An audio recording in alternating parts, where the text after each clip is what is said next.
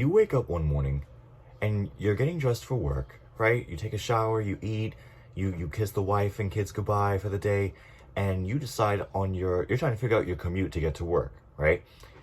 You're contemplating, should I take the train? Should I take the bus? Should I take an Uber into the city? And then you realize, oh wait, I'll take the plane into the city. I'll fly. Yes, I'm going to fly into work. You're thinking, so you tell that to one of your friends, for example, right?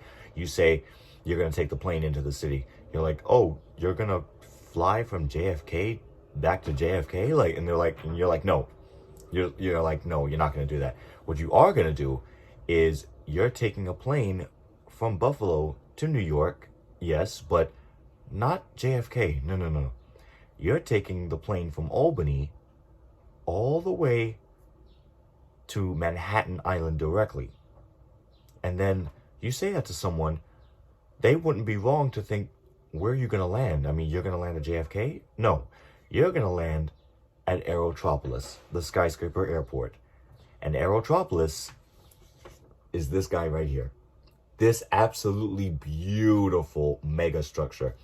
Aerotropolis, hence its name, the skyscraper airport, was designed and was drawn up and designed by a Nicholas DeSantis, a New York commercial artist who came up with the idea of constructing a 200-story skyscraper airport in the middle of Midtown Manhattan.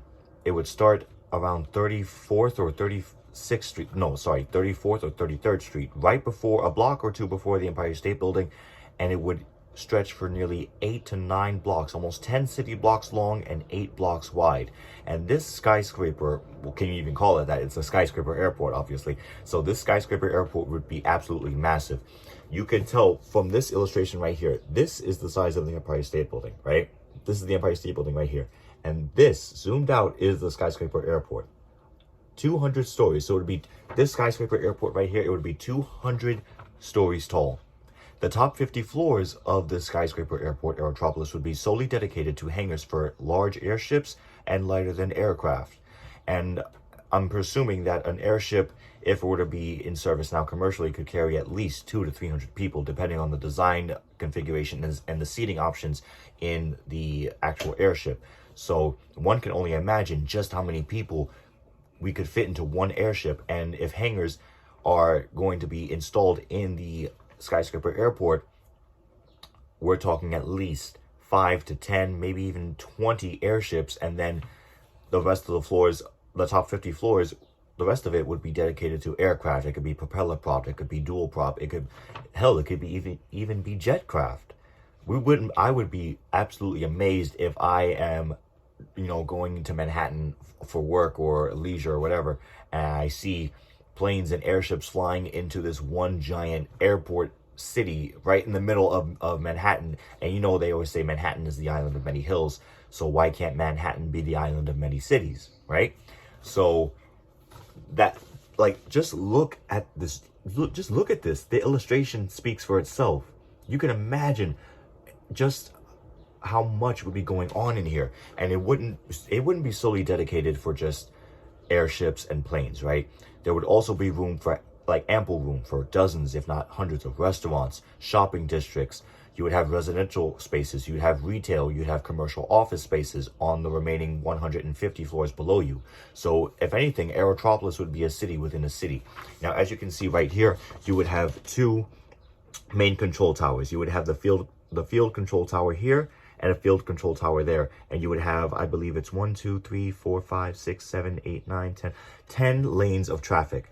10 lanes of traffic. And you can see just from looking at the plane right here, or planes over here, you could tell that the Aerotropolis skyscraper airport would be truly a true sight for sore eyes, especially it could be loved and loathed by New Yorkers, because the classic New Yorker wouldn't want to see such a massive structure, just taking up a huge portion of the Manhattan skyline, because it's already dictated by super tall skyscrapers today, like 432 Park Avenue.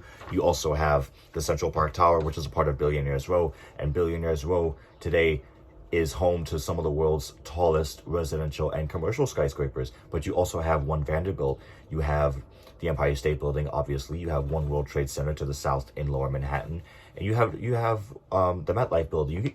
Nobody, as far as I know, nobody would want to see such a massive building taking over their skyline.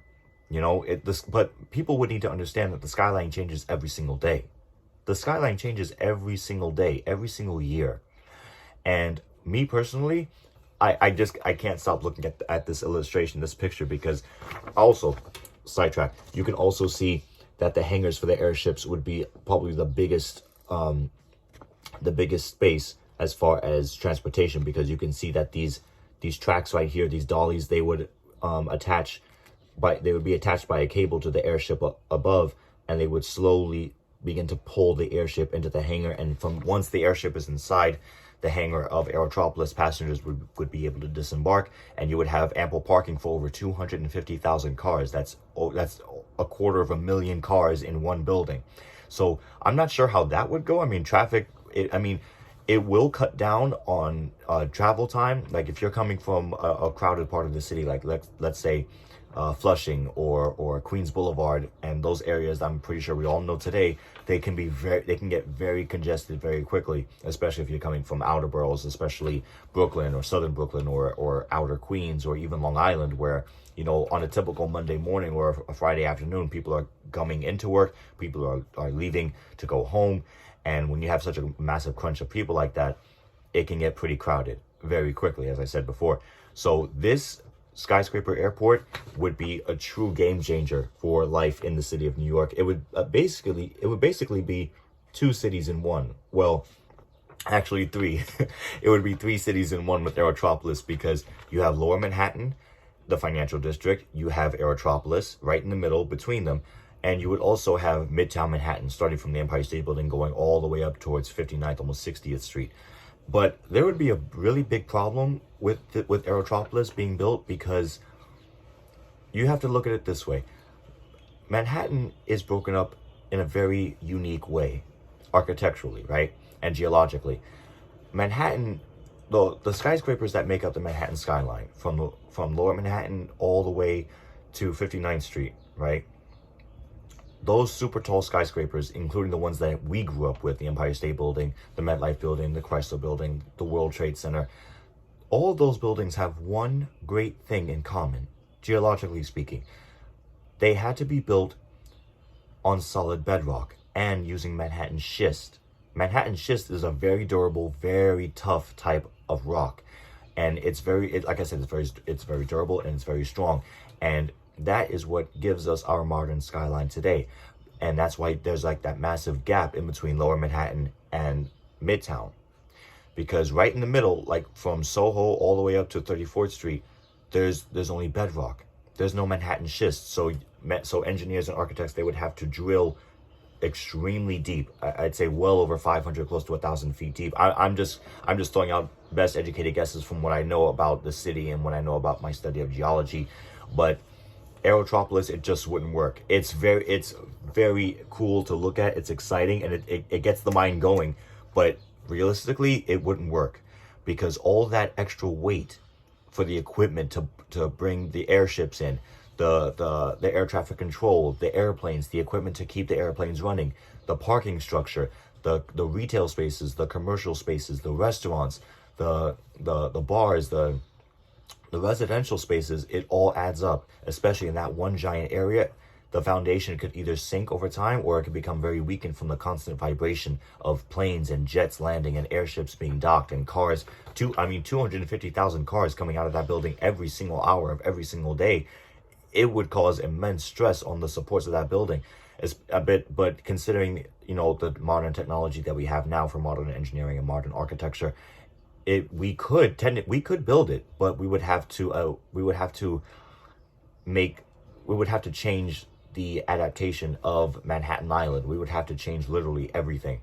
200-story skyscraper right in the middle of Midtown. That would be, like I said, it would just be incredible to look at. And from afar, if you're living in Southern Brooklyn or in Jersey or right next door in Queens, or hell, if you're living in Harlem, you could see this thing. Me personally, I believe you would be able to see this thing at night from about maybe 50 miles away at the most, probably 60. But at the end of the day, Aerotropolis is just absolutely beautiful. I personally, I would have loved to see a massive engineering project like this happen. And if it did, I tell you, I would not mind traveling to work in Manhattan every single day, knowing that I would be able to do it in the most luxurious way possible, which is to fly in, not take the train, not take the bus, not take an Uber, but knowing I can take a helicopter or just, you know, go to JFK and take a private helicopter or a small prop plane into the city and land here. I tell you, that would be just incredible. But that's basically, I just wanted to give you guys a thorough, well, semi-thorough breakdown of Aerotropolis and what it means to be truly a part of the architectural community. Well, I'm not an architect, but an architectural enthusiast. I think that's what we're going for. But yeah, I just wanted to come on and share this with you. The Skyscraper Airport for the City of Tomorrow, Aerotropolis by Nicholas DeSantis. Thanks. I'll see you guys later. Bye.